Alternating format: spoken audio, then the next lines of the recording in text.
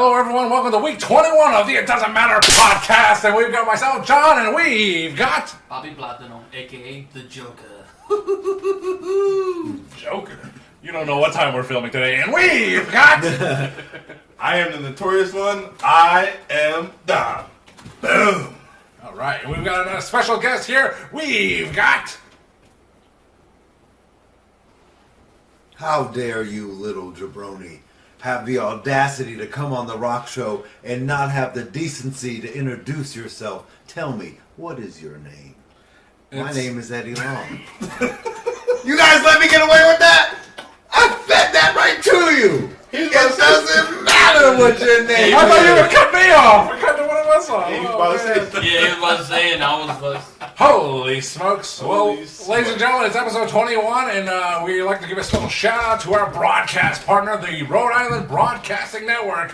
Thanks for sharing us on your channel. We appreciate it, and we are much loved, so we hear. So thanks for watching us.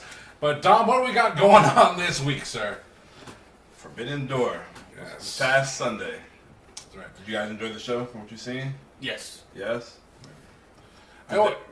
Does everybody agree that the match of the night was Kenny and Will Ospreay? Without a Yes. shadow of a doubt, the match of the night, or maybe the year, perhaps. And I want to say, the shirt I'm wearing right now is compliments of Pro Wrestling Crate. Yeah, baby. Thank you. You. One of the t-shirts I've gotten from them. That's right. Does anybody want to know what else I got from What's in the box? My What's in the box of box? What's in the gimmicks. box? Yeah, what's in the PW crate this month? So this month, obviously I got the Osprey shirt I'm wearing right now. We also have the Extreme Jeff Hardy. Drunken Jeff Hardy. Damn it. Don't be a... Don't be rude. Yeah, you jerk. Yeah. That's a Jerk face McQueen. We have a Sheena lapel. I'll give you a high five and a hot dog for that. Okay. Sweet. No? Where's the hot dog? The Hayabusa micro baller. Hayabusa Micro Brawler. Cool. We got the FTR patch, which I know Ooh. somebody I know here might want it, but Can I you might have to wrestle for him. Put it on your car. You gotta iron it onto your car. We got a Pro Wrestling Tees keychain Mm. thing. That's very nice. Fashion. And what is this? What is this? Get some autographs? Who is this? Who is in the autograph? Who's in the autograph in the crate this month? If it ain't white, it ain't right. Ooh, it's Chavo. Oh man. Let me see that picture. It's Amway Chavo Guerrero. Oh, God! Wow. He's pointing to the last time he had a good push. Wearing an Eddie Guerrero t-shirt. Eddie Guerrero is my... Wow. But My this favorite- is while Eddie Guerrero and him are very much active in WCW, and still, I think everybody would agree, coming up in the wrestling world. Yes. And that he has someone else's shirt on in his promo pic is just the best way to describe Chavo Guerrero's career, isn't it? Funky. Because this never changed. Hey, Kevin Owens does that now. That being said, that boy can work, and Chavo Guerrero is a fantastic wrestler. I agree. Yeah, Abel likes glow because of Kia Stevens. Damn right. Chavo trained her. Oh. Chavo Hey, Guerrero. yo, I don't want to hear about that. Whoa. I met Chavo Guerrero once. He's a nice guy, so Man, good man, Chavo Guerrero. No, he's... We love you, Kern. If Eddie wasn't around, you'd be hearing more about Chavo. Maybe. Could you imagine that picture taken around probably 1998 or 1999 that he would imagine the future? I'm going to go to WrestleMania and wrestle the Big Red Machine Kane in a 10-second match. Literally. Yeah. So sorry. You know. for the ECW title. Everybody's WrestleMania moment is different. That was Chavo's. I mean, Chavo Guerrero could he have had turned some that. other ones, though, right? Chavo? Ooh, good question. Put him on Johnny on the spot. Did he have a tag match with Eddie? That's what I'm thinking it would have Yes. been. WrestleMania 19, 19, yeah. the three-way, Yeah. tag match. And at WrestleMania 20, he had the Cruiserweight Open, and for all Chavo Guerrero's bitching and kvetching, that he didn't have to wrestle every Cruiserweight at one time. They came in gauntlet style Or actually, no, he wasn't even right. Chavo Guerrero was like the Goro. He was the ultimate boss, and all the other cruiserweights had to fight before they got to Guerrero. Did you hear that combination of words? Yeah, just. Let me pontificate. Chavo Guerrero is like Goro. Yeah, The final boss. You would have never. And that's pro wrestling. There was a scenario where that was true. Chavo Guerrero is Goro. He was with Chavo Classic at the time. is Goro. Wow. Yeah. You never would have. Put that on a T-shirt. Guerrero is Goro. That's why this episode is all about storytelling. Chavo Guerrero being Goro, and Kenny Omega and Will Ospreay. Round 2. Yeah. Fight! That match was amazing. That match, I mean, that had. Liu Kang versus Sang Sung. that match was so wild. As I'm watching it, especially toward the end of the match with all the false finishes and that nature, and I don't listen to the Jim Cornette podcast, but I can imagine Jim Cornette, and I don't know this, but I can imagine Jim Cornette losing his shit over all the kickouts of the finishers and this and that, especially Kenny Omega being the recipient of his own finisher, the one-winged angel, and kicking out on one. Jim Cornette. Lose that's fucking shit. That's Jim Cornette. I imagine. I don't watch this. That match went like over 40 minutes. That's Yeah. crazy. It didn't feel 40 like it was minutes? 40 minutes. And it didn't feel At what point did he kick out of the woman window? Oh, it's It was like 30. Like 38. 35. Like, Started to bring it home. do you guys think that should have been the actual main event of the show instead of what was the main event of the show? Because it was that crazy and why? I want to say yes, but because of Brian Daniels, I'm eventually going to get it right one day. Alright, they are. Yeah. I imagine he mixes it up sometimes. when he broke his forearm, what it was. And he still won like 10 minutes after. Yeah, maybe the match would have went a little bit different because he was working with limitations after that. I mean, Kind of fucked up the main event a little bit. I would have chosen the same thing. Brian Danielson versus Okada as the main event. I would have done that, and I would trust the fact that even though that Kenny Omega and Will Ospreay had that tremendous match, I still, as a fan, still trusted the fact that, you know what, Brian and Okada can still have a great match. Was it on the same level as Will Ospreay? No, but it was still a good match on its own. That match just took all the. It took It took all the fans' energy. That's what happened. Plus, they had the story to go with it because they already had That's that match booking. from Messi. Yeah. That When is you have booking. that story to match with the match, Exactly. that'll be a sense. What was the main event at WrestleMania 18? 18. Exactly. Jazz Jericho and versus Trish Triple H. What was the match that took everybody's energy? Hogan that Rock. Rock? Hogan versus. What you gonna They do, Rock? took the energy. They Yes. took the fans' energy, just sucked It everybody happens. dry, pause, and With 5 minutes of just looking at each other, just Yeah, I mean, how else are you gonna Seriously. fall in the love? stare down. yeah, that stare down was epic. It was all you needed because you could get that on a Raw in passing. yes. And people would lose their minds and you get the picture and they'd share it next week. But it was the fucking match. It was the Exactly. start to the match. Yeah. That was a great story. Everybody wanted to see that. It is. Would you rather see Hogan and Austin or Hogan and Rock? To be honest with you. Oh man. No, I agree with Steve. He knew it. He knew that his style and his capability at that time that match was proposed could not be matched by Terry. And he declined. And I agree with him because he's right. Yeah, you got. That's true. Could they have done it and made something and would everyone have fucking lost their minds? Yes. But would it have looked good? In Steve's opinion, no. And in my opinion, no. Not as good as it looked In my with opinion, The Rock fucking yeah. babying him through that. And by the way, we all know that he turned heel in that match because he felt in his gut he should, because he knows how to listen to the crowd. And it's exactly what the match needed. The two most. While he's in popular Hollywood colors, show, by the yeah. way. What the hell? While he's in Hollywood Hogan colors, Yeah. his opponent turns heel. You got That's how much they like the it. two In Canada. most.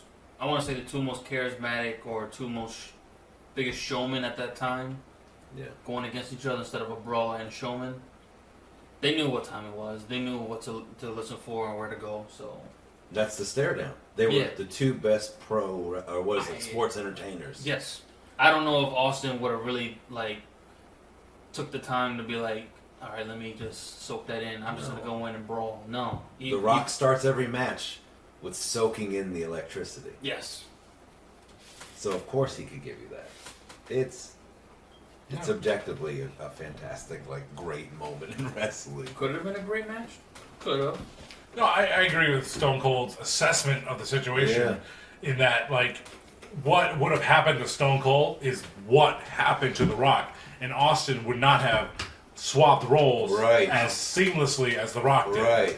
And Austin knew that, and, you know, unfortunately, as from a fan perspective, we're like, we could have gotten this match. Why didn't they do it? And instead he faced Scott Hall, a not great Scott Hall at the time.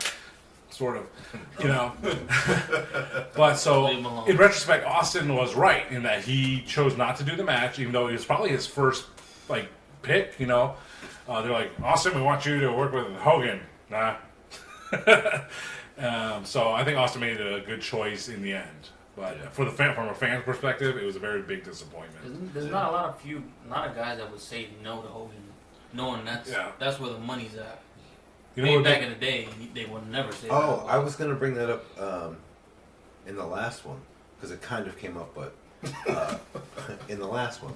The last one I was on. That's right. Which is be, however long ago that in the was. future. Yeah. Yes. Yeah, go on, Eddie. You can't see the timeline difference. We travel. Yes, Eddie. As mentioned in another edition of the It Doesn't Matter podcast. Yeah. What were you going to say? Now I forgot what I was going to say. We were talking about Stone Cold. You know what they say. It doesn't matter what he's about to say. Doesn't matter. But you know See, I got him. Yeah. Yeah. You know. But Forbidden Door, they had that match, and other notable matches on that pay-per-view was, of course, the main event, Bryan Danielson versus the Rainmaker, Kazuchika Okada. So, Don, what did you think about that main event as a match? I enjoyed it. Yeah? But it didn't live up to, we know that. It was, well, that's my kind of match, but that Kenny match and the Ospreay, it stole the show. And it was also really late in the evening, as typical AEW shows go. It's the last match. We want to pay attention. We want to give it our best effort, but, you know, it's a long fucking show. We were on delay, and I think by the time we watched the match, it started it was like 10 after 12. Yes. Well, we started watching the match, so. Yeah. Oh, man. But other than that, I enjoyed the match. It was a good match. But I was surprised. That was the first time Okada tapped out in like 8 years. The finish of that was just... In like 8 years, he had never tapped out. That was the right move, actually, if you think about it. Last person that made him tap was Nakamura. King of Strong style.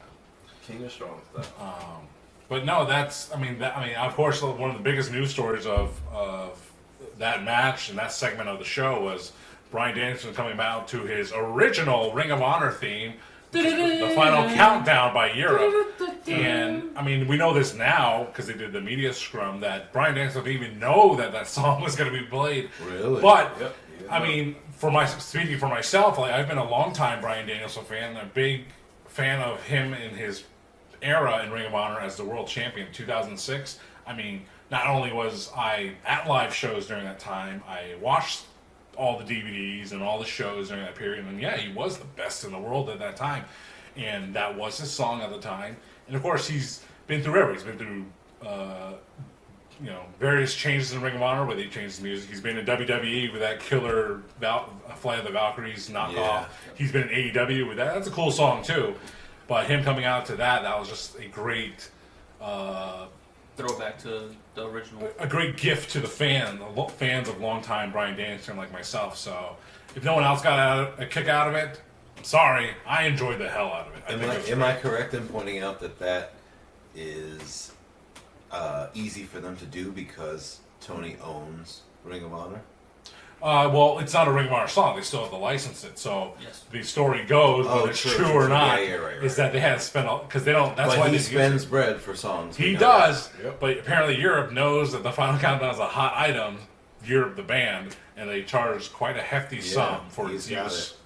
But hey, if TK can afford it, so why the hell not? I mean, granted, you can't use it every show. Kind of like when the Gun Club, the Ass Boys, they had that one song. Many Men, 550. Yeah, they had that. They only used it one time.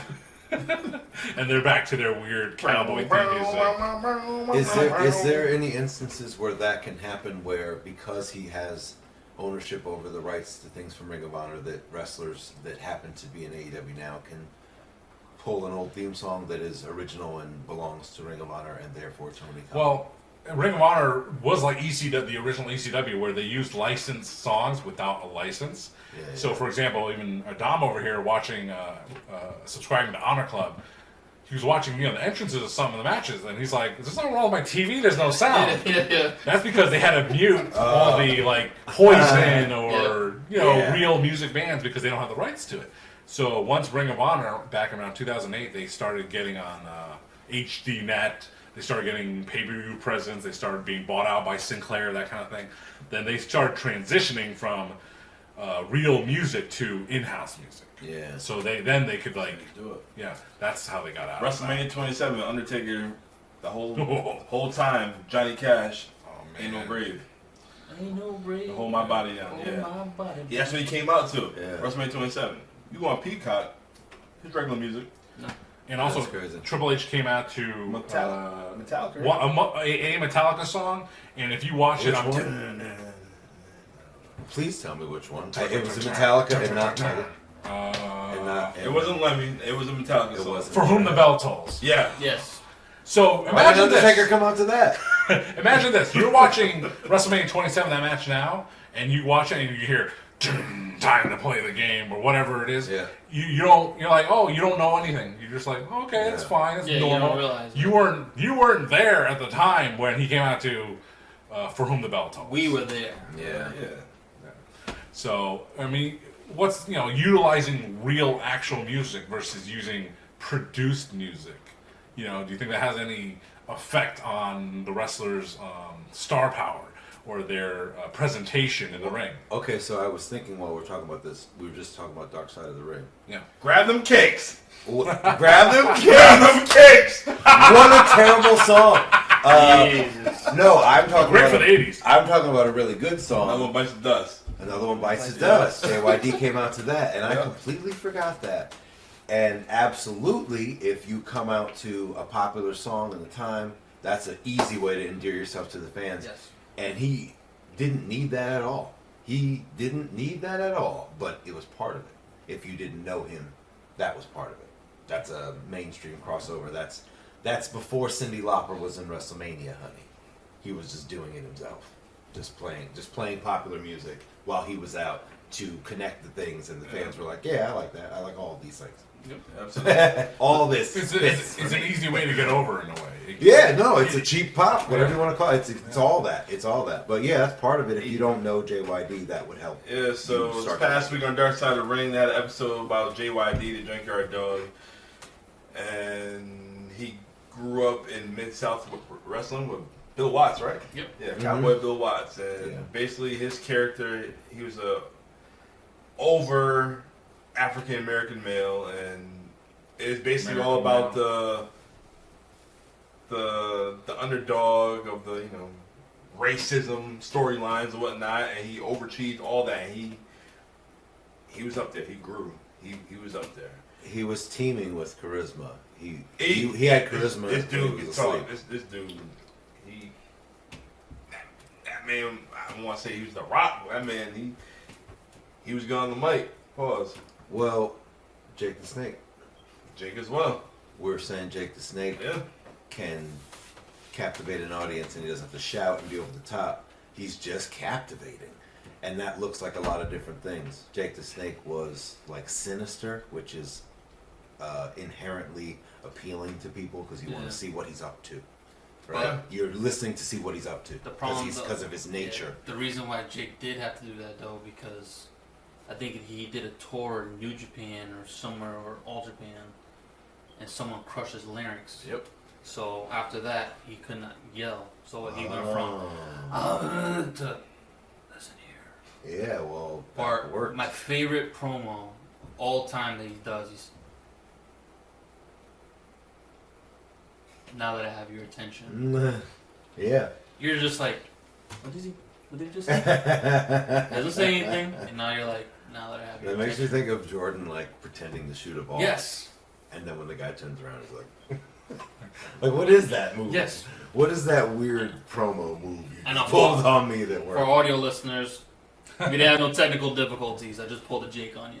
Yeah. But Jake the Snake Roberts, JYD are people who can captivate an audience with their charisma. It's that Mid-South right there. Ted Ted DiBiase. DiBiase. And not have to be over the top. JYD was over the top, but not in his promos.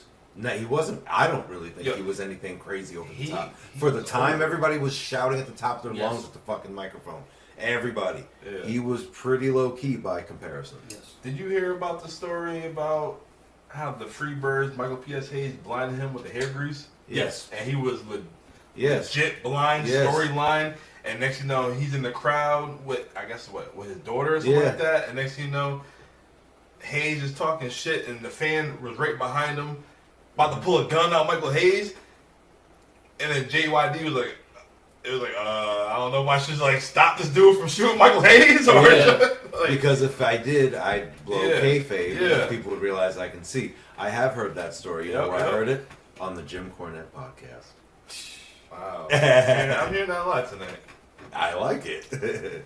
But that's where I heard it. Like 3 out of 4 podcasters enjoyed the Jim Cornette. 3 out of 4. I mean, I wonder who the fourth one is.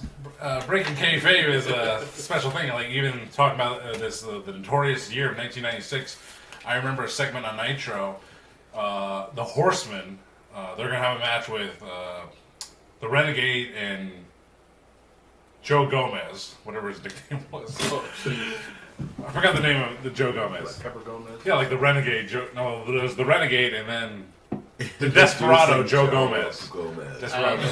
And Ric Flair and Arn Anderson sneak attacked those two in the locker room, and I was like, why? I'm like, I wanted to like, if I wish I could, at an age of 11 years old, I want to like take a baseball bat and freaking attack Ric Flair and Arn Anderson for doing what they did to Joe Gomez and the Renegade.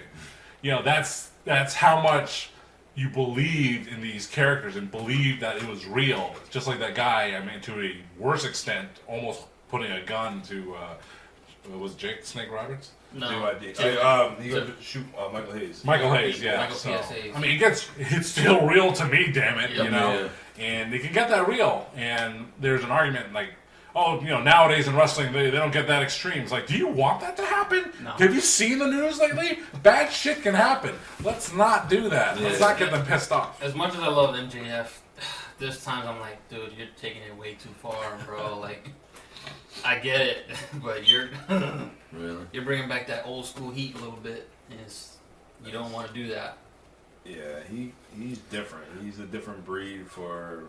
Okay, He get that cheap heat. That's what MJF does. Okay, so wait. So I have a theory. Well, maybe not a theory, but I want to pose some to you guys because I like for him to stand out with how much AEW and Tony Khan is willing to peel back the curtain. Giving us all access. Yeah, all access to something we didn't ask for access to. But with how much they're willing to do that, and it does change the landscape of things and the way that people perceive wrestling that aren't into it.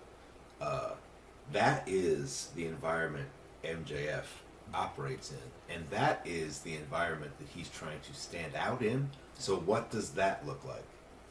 And I think it looks like what you were saying. Like maybe he feels like he has to go extra because we're already going extra with the access. Mm-hmm. Yes. I just think it's I just think it's interesting to figure out what that would look like because I do think that the environment that promos are crafted in for AEW is very different than what we're traditionally used to. Yeah, with AEW, you can tell nothing's scripted. Everything's off the cuff, and you gotta basically like get yourself over.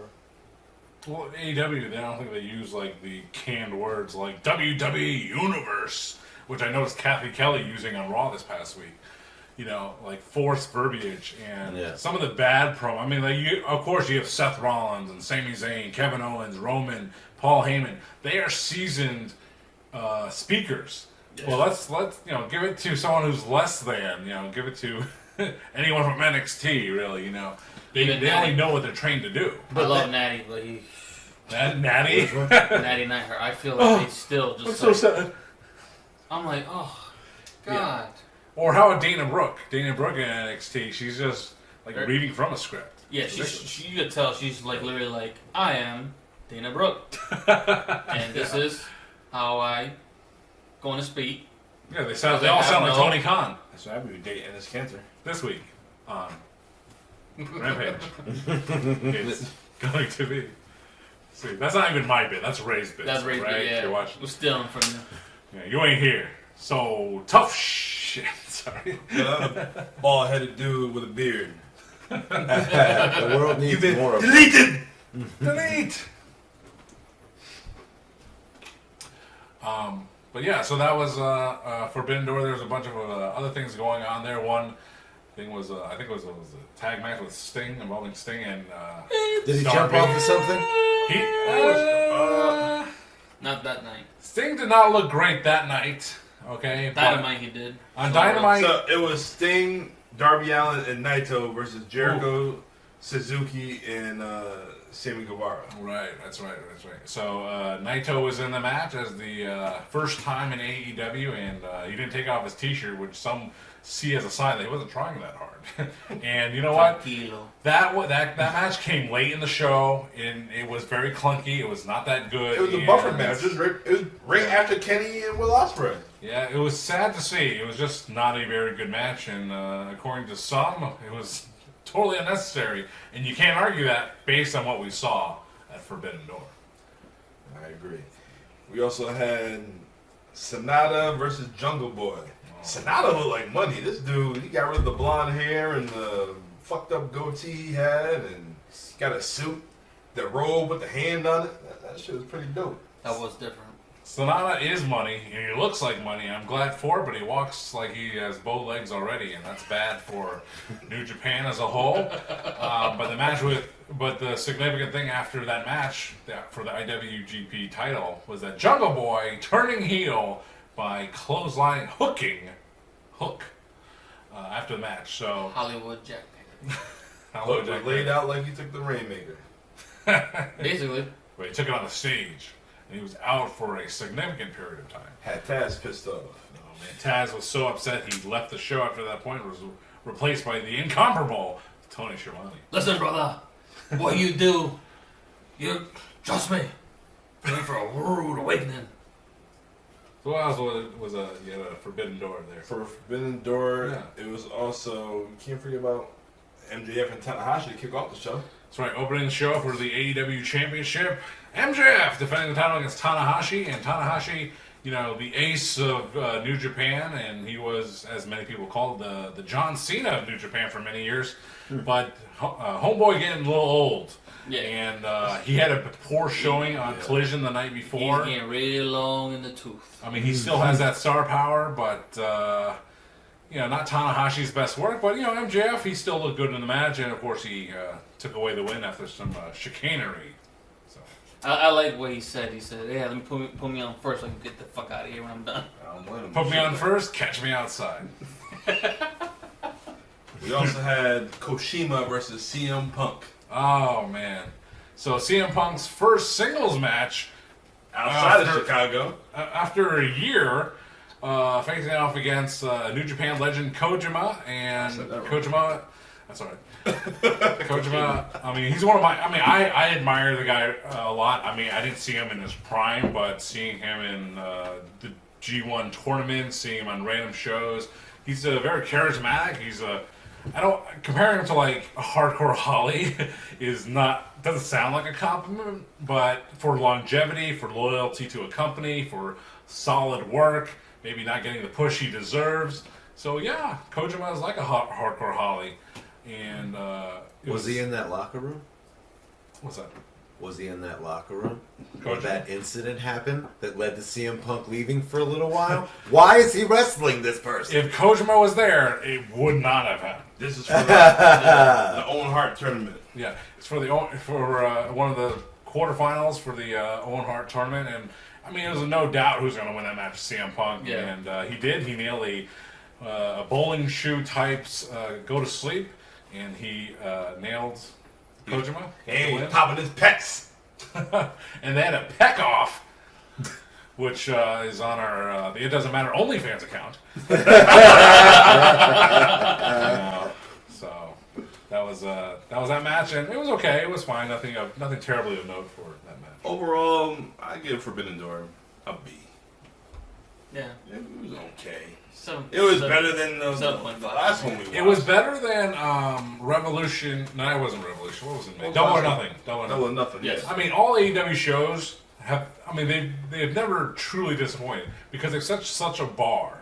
But Double or Nothing was a little like at the bar, at just neutral level. And so Forbidden Door, I would definitely say, was a step above Double or Nothing. And I would like to go back and revisit the Kenny Omega and Will Ospreay match. I'd like to revisit all the matches, all the major matches on that show, except for Willow and Tony Storm. That was terrible. I mean, I'm into both of those competitors, but it was The story just didn't. it didn't have a good storyline support. I mean, it had a storyline that they were hyping for weeks, but people just didn't care. They weren't invested. We all know where that story was supposed to go. It's supposed to be Tony versus I mean, I would money. Yeah.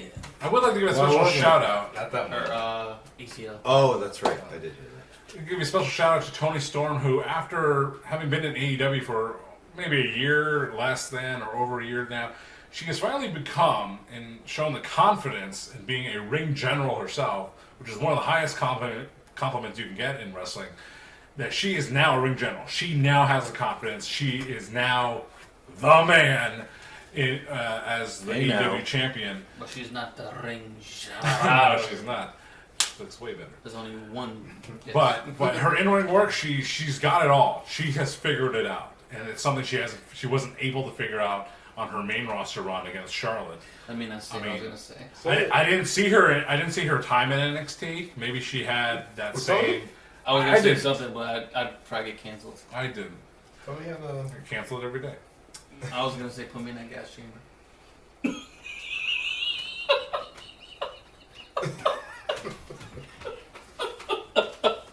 I'll let him be canceled for that. And no follow for that. But hey, props to Tony Storm, the ring general. Click on follow down below.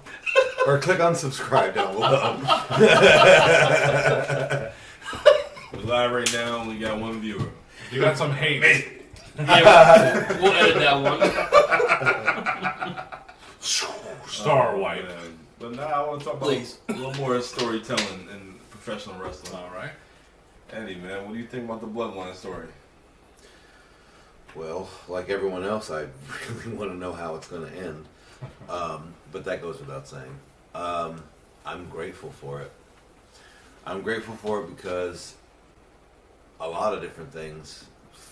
I feel like in some way it's going to have to make, or it makes Raw have to step up its game.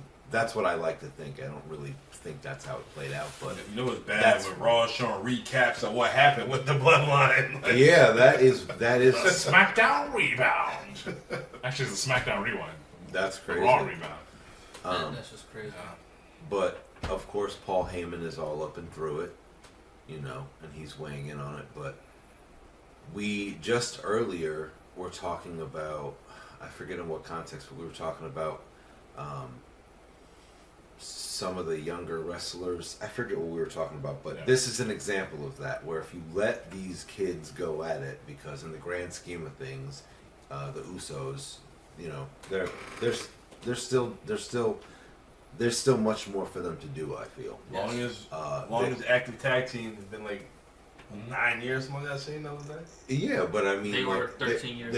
There's still more for them to do, and I think that I call them kids because in the grand scheme of things, like as long as We're wrestling's old. been around, Yeah. their stamp or their run is pretty insignificant in terms of length. I mean, 9 years in the wrestling game. I mean, like that's something you appreciate, but like they haven't been around forever. So they're kids. I think of them that way. Yeah, we're old. But But anyways, I remember the what Bushwhackers. What I'm saying is, if you give them a little more reign, and you let them influence the storyline in a way that reflects what they're thinking they should do instead of what the office thinks they should do, you'll get those results. And that's the result they're getting now with the Bloodline storyline. It seems completely. You think WWE Creative came up with this? Hell No, I think it's Like, very look Paul what Heyman's. first of all, step back and realize that there was a period of time pretty recently where Vince McMahon was plucked from the WWE. What is that? Like What a in glorious period. in some capacity, yeah. But one of the biggest things to come from not arguably the biggest thing that happened when he was away was that they had a little more creative control and they had the ability to do it and they have good ideas. And to bring up, just to put a bow on it, talking about those younger talents before, why wouldn't you mind them? That's what they were doing in OVW, Jim Cornette again. But the good bookers, right, and there's a lot of them to point at, understand that you should trust in what these young kids are doing, because if they get it, then when they show up to their first promotion, to their first match, in their head they're in WrestleMania. They're seeing it that way. They have this image, this gimmick they're trying to sell, and let them do it. They're going to be all into it. They're not going to be all into the shit you give them, the gimmick you straddle them with, but they'll be into the thing they came up with. Let them do it on camera. It'll translate. Yeah. And what does a person who's over look like? It's somebody that's connecting with the crowd, and what better way to do that than to be yourself? If you're rigid, they'll see it. They'll see through it. So, to answer your question, what do I think of the Bloodline storyline? It's good, and it's because it's led by the people in it, not the fucking office. Yeah, 100. Yes. Absolutely. 1,000 days plus. He just passed Pedro Morales last week sometime. Yeah. Was it? Did it happen already? 1,000? Yes. Yeah. Damn. Wait a minute. How did I miss It's that? working. It's working, man. How did I miss that? It was Oh, I think only Dom keeps track of the exact days. So. We didn't give it to Cody, Yeah. right? Everybody just immediately laid down and accepted that it was because they want to get him to 1,000. I guess that makes sense. Yeah. You know, Roman could have lost the WWE title and still have a 1,000+ day reign as the Universal Champion. Yes. They want him to get pinned. That's all. Yeah. Just like Gunther. Gunther's like over 400 days without getting pinned or submitted. Is he gonna beat the honky tonk man? I don't know how long Honky Tonk's record is, but yeah, Like most likely. 400, about 400 plus. Oh yeah. Yeah, he'll It definitely. took Honky Tonk Man's entire Intercontinental Championship reign to grow out those sideburns. Bring it back, John. Bring it back one time. See. No. Oh, God damn it, no. Neither's that mustache of mine. I don't think so, pal. Do what Vince does, that's all. Ugh, that me. I mean, like, yeah. Do you think he still has that mustache? Yes. I think he's shaved it by now. It's like, I was trying something new, pal. No, I feel like he kept it. Probably kept it. His new girlfriend, Linda Hogan. It is a departure because Vince McMahon would keep those portable razors like in his car in his office and do that shit throughout the day. So he had a fresh, like, clean, Yeah, the clean Norelco. shave. Yeah. I used to use the Norelco. With the 3 circles on it. I used to have an early shift at work, and like I would wake up like at 3:30 in the morning, go sit on the crown, and just go. What a rush! Speaking of another storyline, or story, What's up, Midnight? you said what a rush. Yeah. What about Dusty Rhodes getting taken out by the Road Warriors when they took the spike and stabbed him in the eye? Remember that? Yeah, I mean that was Dusty Rhodes was a loved character at the time, and for something that dastardly to happen, it was. I mean, that's when wrestling was real back then. We were just talking about Michael Hayes and the Junkyard Dog, and man, oh man, Dusty Rhodes can really. I mean, greatest storytellers of all time. That one of them would be the American Dream, Dusty Rhodes. Four Horsemen broke his leg in the yeah. parking lot. Probably one of the most Had influential. the cast for a Well, long the son of a plumber. You should- Again, relating to the crowd. Yes. Because we're all sons of plumbers. I got a clog on aisle 9. Check it out. True underdog story, Dusty Rhodes. Yeah. But Dusty Rhodes is a great storyteller, and he had a long career, and he went through booking WCW, and that was his legacy for a very long time. Then he became a ring announcer, and of course he ended up being a coach in NXT, and he influenced a giant generation of today's modern storytellers. People like Bayley, who she's had an up and down career. You jumped right to Bayley. Wow. I agree, but I was like, whoa. I was thinking about her, but Bayley, Kevin Owens, Charlotte, the 4 Horsewomen. Had an influence on Finn and even Samoa Joe. He had an influence on everyone. Baron Corbin. He had an influence on AEW by way of his son. By way of his son. His legacy lives on in that company, or it did for a while. So. I think Dusty and in the DNA of it, I mean, it's there. It's true. It's there. If Dusty was around, he would have loved to see AEW right now. Just to see it grow. The challenge to the monopoly, Yeah, the underdog story of the company that never was supposed to be there. But his mind for wrestling, the willingness to put, again, the talent coming up, the willingness for the older talent to put them over is how all of this works. And for Dusty to take the spike in the eye of these crazy ass newer, they look like football players. What the hell is this costume? I'm sure when he first saw them, he was probably like, okay, but I'm sure his initial reaction was like, what the fuck am I looking at? But whatever, he went with it. They're popular, money, baby. And it's about the money because whatever he thought about them, he could see that they were over. He could see that they were over. So let's keep it going. Let's keep it going. It's a business.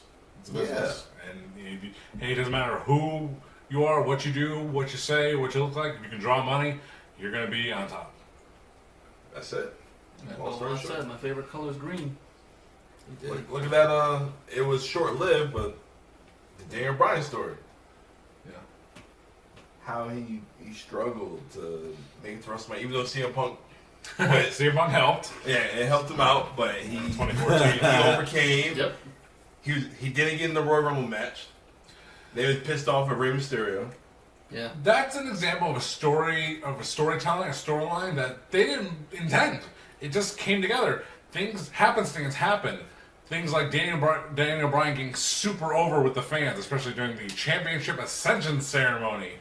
And it was a great bad idea because at that segment for Raw, they had all the former WWE and World Champions in the ring for a segment. And who was fighting? Randy Orton and John Cena.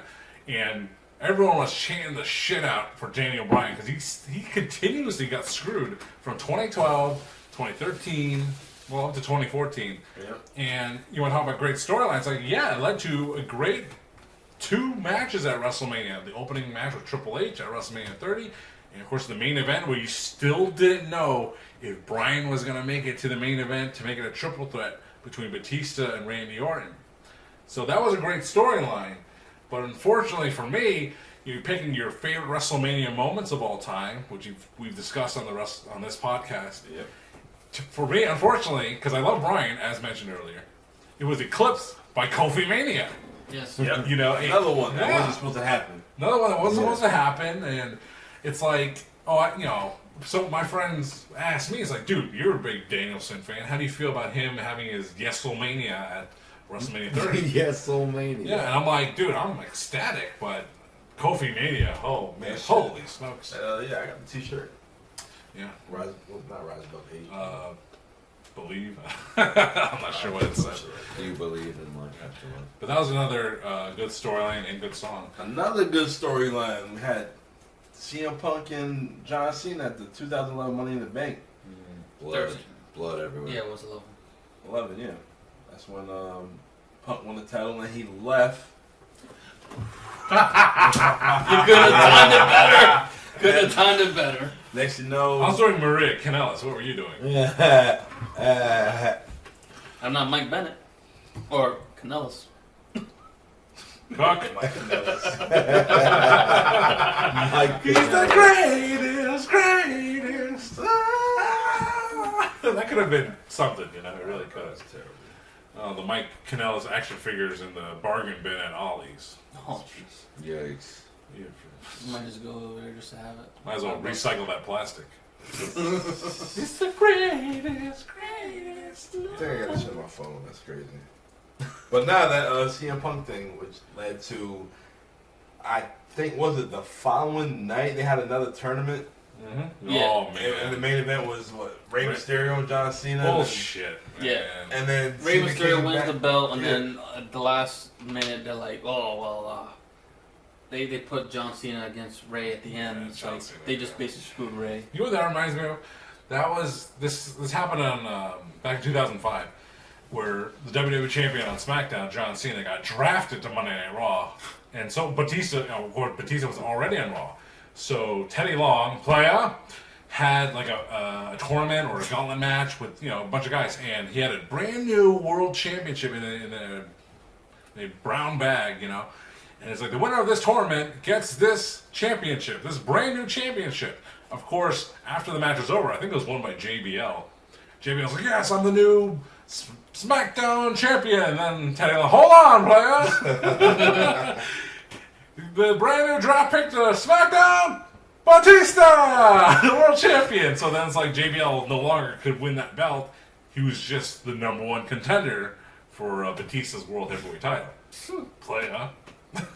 Holla, holla, holla. JBL was great. Very He's a wrestling Very god. He was real. yes. He was a bruiser, though. Oh, hell yeah. What do you think about him and Eddie Guerrero, your Mount Rushmore guy there? Yeah. I mean, Eddie was at JBL's wedding. Right? Or the other way around? I think Eddie was in JBL's wedding party. Was one. Yeah, it was. Yeah. Yeah, it was Eddie was JBL. Eddie And Taker and like Canyon? so many storylines, what we saw on TV was really, really good because of their chemistry, because they were friends. Yeah.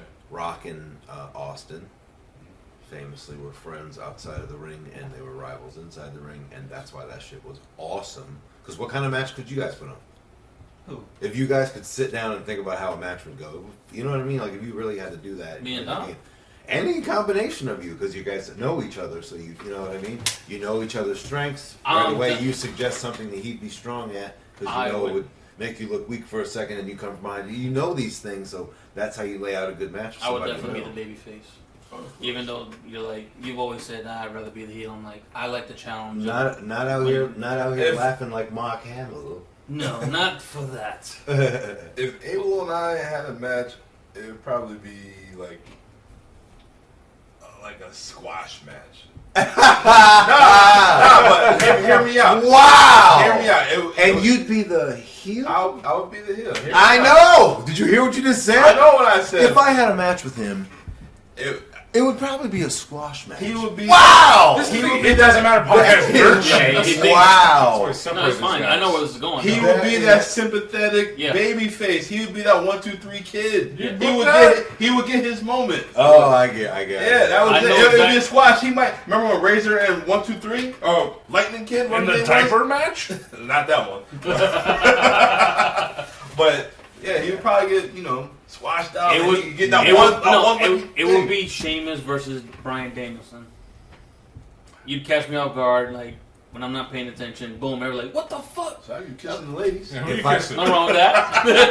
if I really had to envision it like that, because I appreciate that. I didn't know that's where you're going with it, but that makes We've the talked about story. Yes. The visual didn't make sense to me, but it did once you explain You the said- story. You said one match. You didn't say Right. No, We you're know right. what You're we're right. gonna So build up to. going off that, if I really had to think about it, I love that you said that you would be the face, because that is interesting to me, because I thought you liked heels. No, no. My I'm a fucking baby match face. in my head like that What he wants to be versus what he wears on his feet. definitely doesn't end. My match like that in my head definitely doesn't end with me doing a finishing maneuver and pinning somebody. It ends with me hitting somebody in the back with a fucking chair. So you're here. I'm fed up.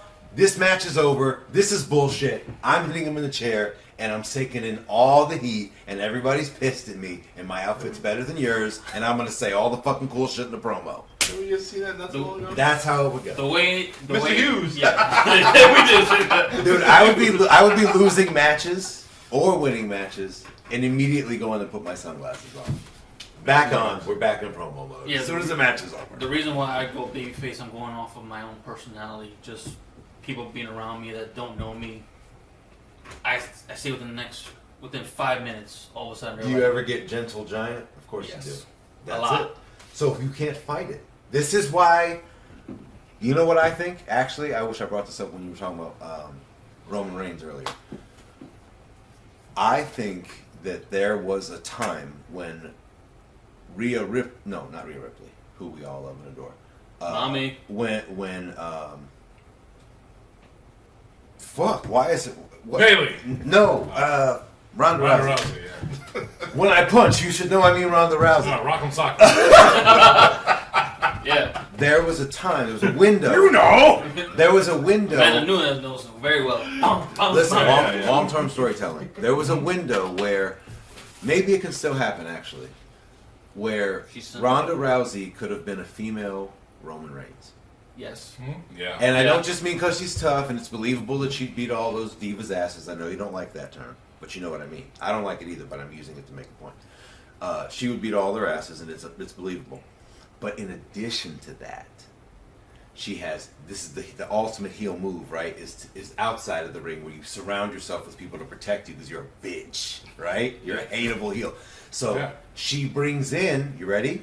First, it starts with getting help from her old friend, Shayna, right? Yep. And then we see a trend forming. And then they bring a bruiser to protect their bitch asses from the UFC world. And they could just keep bringing people in that way through her as like a Keep her relevant. Yep. or even just one.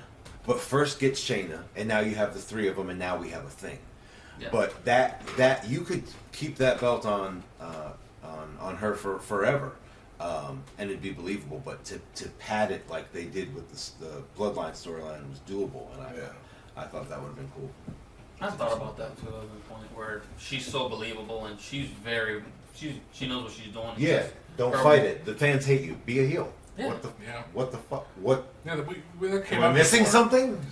Damn it, Vince! Damn it, Vince! There's always stories that I listen to Freddie Prinze Jr.'s podcast too, where Vince knows that he's like, all right, you guys want this? I'm not going to give you that. Yeah, This is my fucking company. it feels that way. If I'm gonna give you $60 to sit in a seat, well then you give me what I want. No. Give me what I want. Nope. I'm pissed now. Eddie, how you feel about Dominic Mysterio? Love the mullet because it's an homage to his Uncle Eddie. First of all, Bobby. I think it's great. I think it's great that he doesn't look like Ray. I know that's a weird thing to say, but like, Well, you don't know. he wants to break away. Yeah, we've never seen Ray Mysterio. Horns. He and the Horny contact lenses over the white eyes. God, he's ugly. Is it because he's going bald? Because that's messed up. No. I'm going bald too, so. No, I think he gets it, and you can't. I mean, everyone's green at one point. Everybody was. Everyone. I mean, it makes sense. No matter what. And I'm not saying he's bad now. I'm just saying like he's got so much more to go, but there's time, and he's just gonna get better. Yeah, and the storyline with Rhea is great because she's great. So it gave him a chance to be elevated in another way without having to prove himself in the ring, which he can still work on. Yeah, if you had asked me a couple years ago if you had seen this character of Rhea, I'd like, there's no way. No, but She's perfect. She's Period. It's a perfect storm that happened. There's nothing else to say. She's When perfect. she had that blonde hair and she wasn't tatted up, she was like the girl She next door. looks perfect too, but I mean, Yeah, like, she still she looks good. is a killer. Yeah.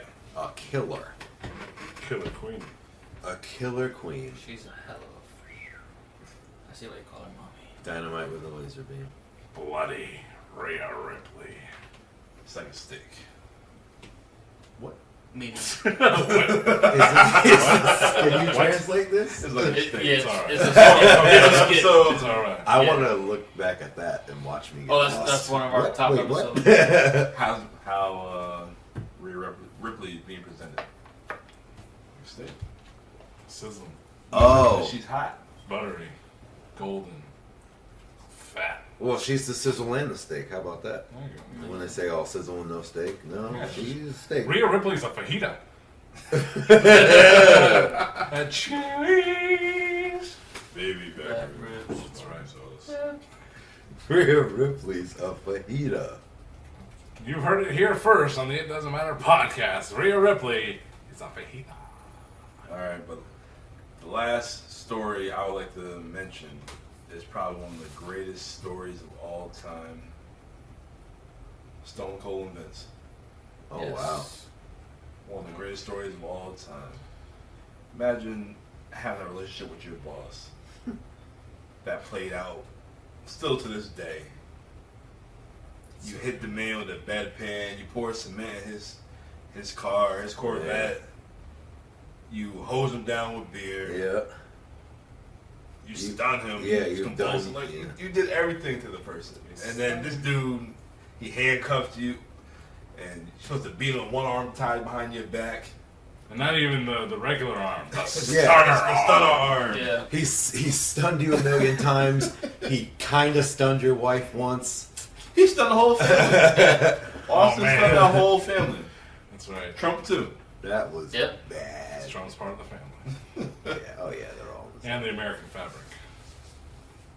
Man, that's a relationship right there. That's Yeah. a story. And yeah, it's classic, the blue collar worker, fed up with his boss, his evil corporate boss, and he's whooping his ass. So it was the storyline that kicked off the Attitude Era, kicked off the WWFE into what it is today. So yeah, no doubt, it's one of the greatest storylines of all time. You would never think after Owen broke his neck, broke Stone Cold's neck, Yeah.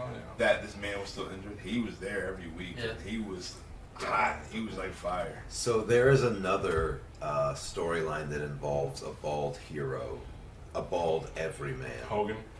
that has a daily struggle with his boss and like visions of beating his ass, and it's Homer Simpson and Mr. Burns. Ah, yes. And the reason I bring that up Don't. is because when the Simpsons were at their height, of course there's Bart, but it's really driven by the lovable idiot who just tries to make enough money to feed his family Yes. and is constantly at odds with his His boss.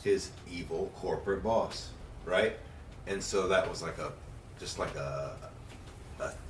trend or something, like a time So what you're saying is, in society. The Simpsons once again predicted the future. Yes. No, They did. but I think both of those storylines, Yeah. like leaning in, because remember it started with Bart, but then they realized Homer is great, and they leaned into the everyman battling with his boss, and on the other channel is the other bald guy battling with his corporate boss. It was a time in America. It was a time in our Bald guys.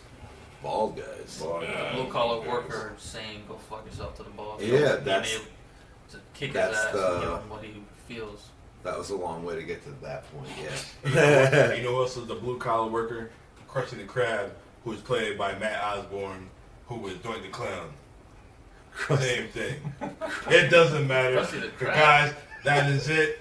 We are You done. mix like 2 shows in one. That's Damn what we right. do here on the You It Doesn't Matter talking about the podcast. Simpsons, I want to talk about Krusty the Clown. There you go. Or Krusty the Krab. Crab. I